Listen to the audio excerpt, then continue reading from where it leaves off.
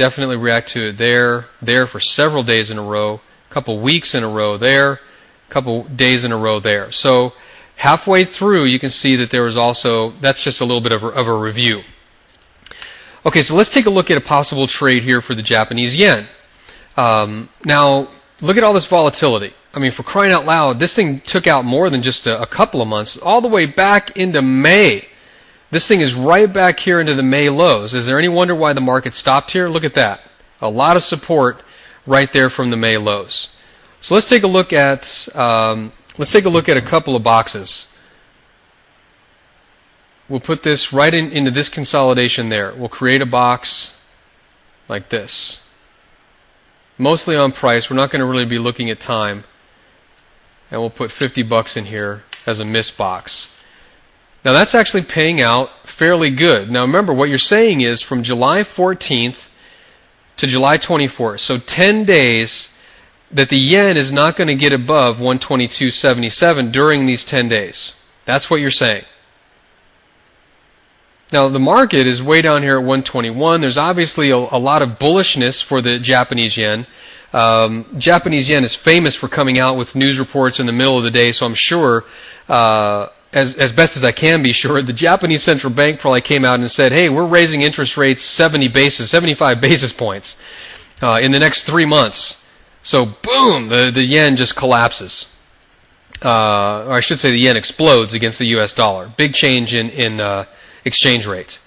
So, again, you've got to look at it in a couple of ways. Number one, you're risking 50 to make $18.24 if price stays below 122.77. So is it likely that price will get back up to 122.77? That's the real question.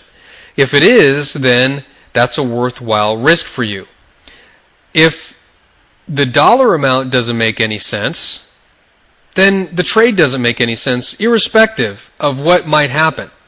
Even if you thought, you know what, it's nearly impossible. Even if you said, look, there's only a 1% chance that price is going to get back up here during these dates, but I don't want to risk that. I don't want to risk 50 to make 18, then it doesn't matter. Okay? Keep that in mind. So let's move this down. Of course, you can see when we put it down to 121, you can see that's very close to where the market is. Now it pumps it up to 118.14. We're pushing into, getting into that 2 to 1. Let's see where this would have to go in order to get to 2 to 1. Okay, it looks like nearly at the current price. Yeah. So we have to go down nearly to where the market is trading. Now, this again, let me zoom in here. So this is actually kind of exciting because this is a little bit more sophisticated. Remember, this box option doesn't start for several days. Okay, remember today is the 10th. This box option does not start until the 14th. Okay, so we've got roughly 4 days of trading. Okay, let me move this out of the way again. Well, what does that mean, and what am I getting at? Okay, let me zoom in again so we can really see this box.